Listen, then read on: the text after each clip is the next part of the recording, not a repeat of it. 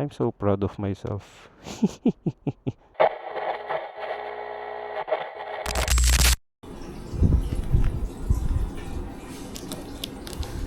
Ang pinakaantay kong top box, ito ay ang ano ba to?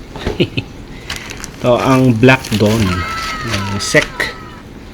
So ayan siya, laki. So, hilain lang natin ba. Ito na, ang ganda. Wow, so ito na siya. Ayan ang ating top box. Paano bubuksan to? Hindi ko na paano buksan to eh. Paano magbukas ng top box? Ayun, may papress sa ilalim pala. Okay. Ayan na, let's see what's inside. Oh, may backrest. Ito to. Check natin mamaya. Meron siyang manual. May mga screw. Okay.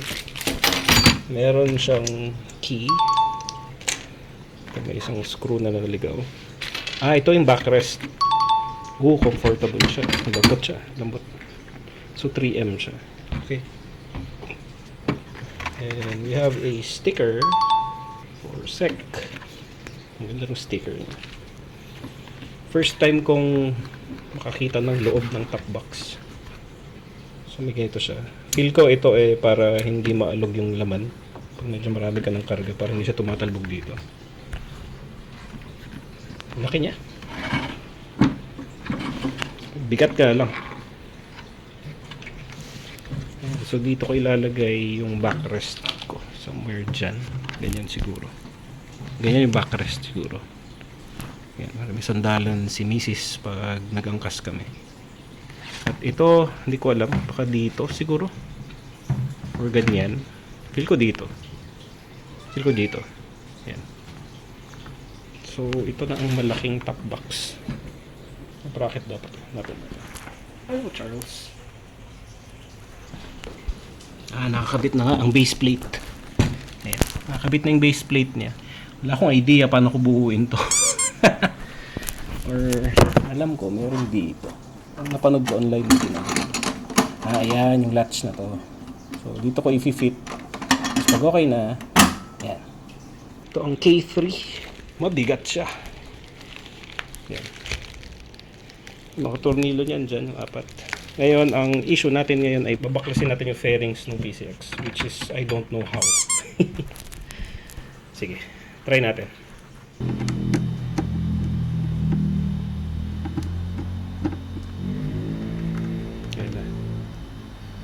Pinaka nakakatakot na part ay ang pagtanggal ng fairing. So may nakita tayong prying tool dun sa sasakyan natin. Naumpisahan ko nang tanggalin yung ito.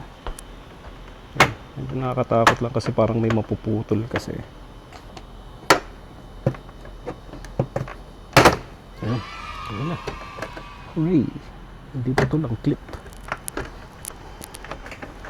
So ayun na. Ito pala. Okay.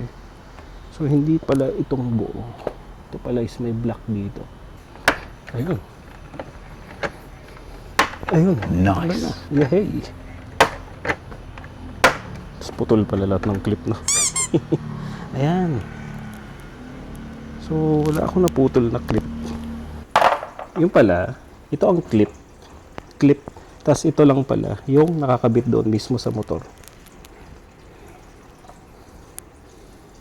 Wala namang kakabahalang mapuputol. Itong dalawa lang. So madali lang pala siya tanggalin. Next na tatanggalin ko is ito. So ayan na. Tatanggalin na natin ang tornilyo para pagkabitan ng bracket natin. So ayan. Tanggal na. Okay. First time ko magbaklas nito. Nakakatuwa na nagawa ko siya. So, base sa napanood ko, isa slide lang yan. Tapos tanggal na. Ayan. Wow! Yan. To give a clearer picture, ito po ang bracket ko. Mabigat siya. Bigat niya. Ayan. Yung fitment nito, ayun, sakto. Okay. Ngayon ang gagawin ko, ibabalik ko na to dun sa motor. Tapos, ikakabit ko na yung bracket niya. Pero pupunasan mo natin kasi madumi. Ibabalik na natin yung fairing. Tutulak ko na lang ata to. At magla-lock in place na lang siya. Ayan. Madali lang siya ibalik. Tulak lang. Ayan. So, ito, tulak lang din. So, nag-lock na yung clip niya. Ayan. Okay na siya. Lock yung clip. Nice. Okay na ulit. Ayun na, tapos na. Dali lang pala.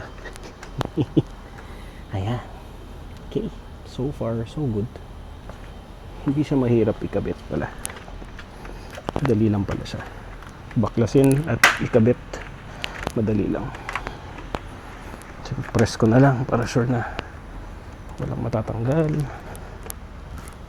Okay naman yung pagkakabit niya. Pagdating sa upuan, dapat walang problema.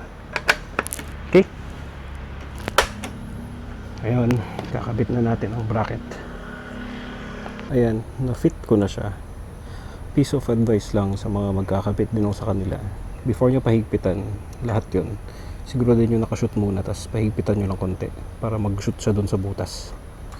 So ito kasi, may i-fit ko na lahat dun sa butas niya.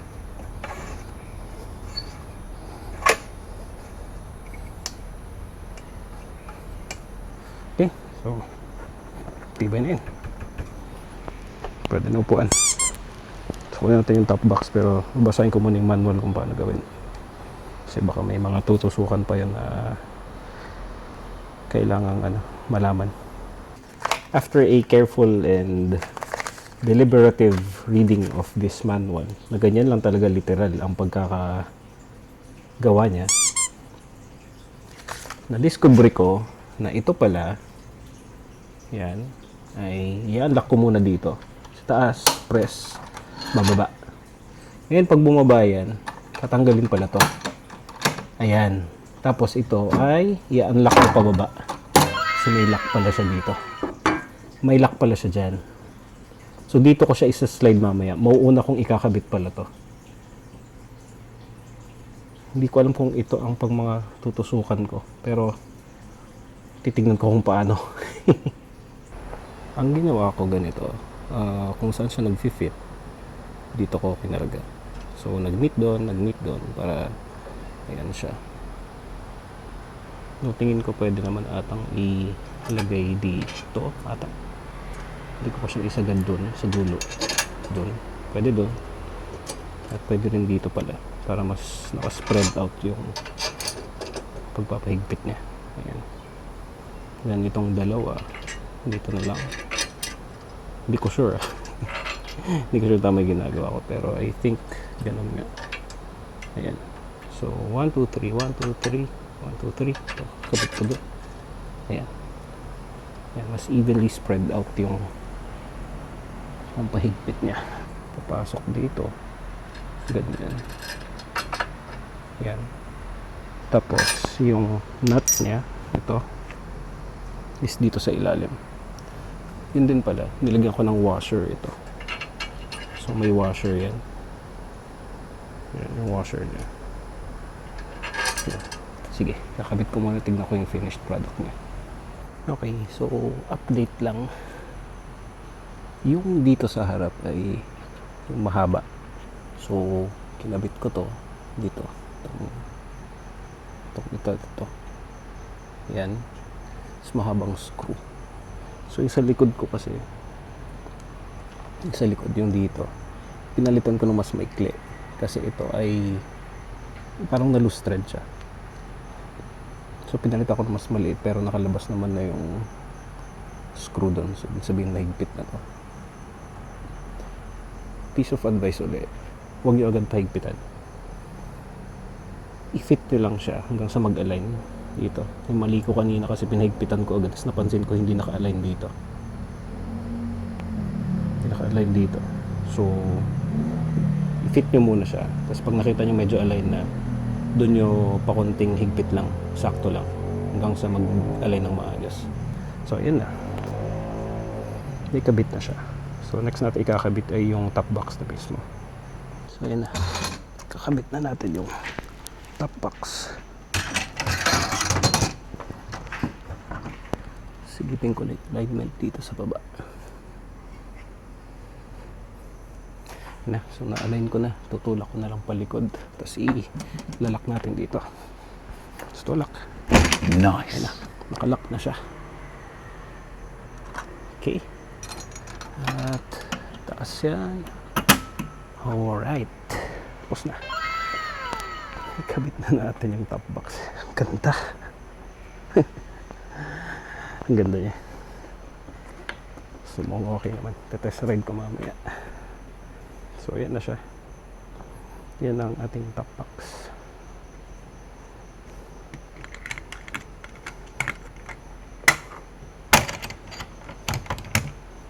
Yan na. Diba? Alright. Looks good. Kukunin ko yung susi. Ito try ko kung mag-fit siya. Ito na. Try natin yung susi. Lalak ko na to. Tama. Ayan. Hindi ko na mapindot yan. Hindi ko na matatanggal. Next. Ito naman sa taas. Lock natin. So, pataas. Hila. Pindot sa baba. Hindi na siya mapindot. Ayan na. Nakakatuwa. Ikabit din natin yung top box niya. Sara lang natin. Natin ang itsura niya.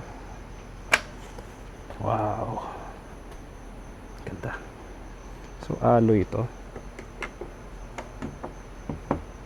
Alloy daw siya. Hindi ko alam kung alin dyan yung alloy, pero it looks sturdy enough.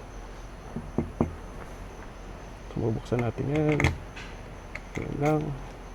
Pindot. Tapos ayan. Yan na. Okay. Nakakatuwa. Ang ganda. So ngayon, itatry natin tong motor na may top box. At sakto may bibili ako sa 7-Eleven. Okay, let's go. Let's try. Medyo may bigat siya sa likod na nararamdaman ko nung binaba ko yung center stand ko. Tayong 7-Eleven saglit. Try natin may top box sa likod.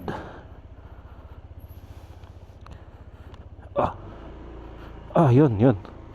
May ano siya, may weight. Medyo nararamdaman ko yung bigat. At iliko dito. Okay naman. Mas maganda na dun sa may 7-Eleven para makita natin yung actual na itsura niya. Kasi madilim kanina sa may garahe. Tignan natin ngayon sa maliwanag kung ano itsura niyang top box sa likod. Kung okay ba, may mali ba, tabingi ba. Check natin siya. Doon pag may tabingi ito, baka ayusin ko bukas na lang kasi late na rin. It's actually 11:49 PM. Tatry ko dito ngayon itong pataas na to, itong rampa na to papunta ng 7-Eleven, kung may mararamdaman ba akong significant change dito. Yeah. Wala naman pala. Hindi ganun ka-significant yung yung effect niya. Hindi ko muna titignan yung motor. Kaya ko muna ayusin to. Yeah. Mabigat nga lang siya yung center stand na. Ayan na, itsura niya with the top box. Ang ganda ng kulay. Nag-match na siya dun sa kulay ng motor, ng black saka white. Ang ganda ng top box niya. Okay naman. Based sa pagkakakabit ko, nakalabas naman yung tornilyo dito at nakafix siya doon. Sturdy naman yung pagkakabit natin. Okay, looks nice. Ako lang kasya tong helmet ko. Try ko nung kasama tong camera kung magkakasya dito sa top box.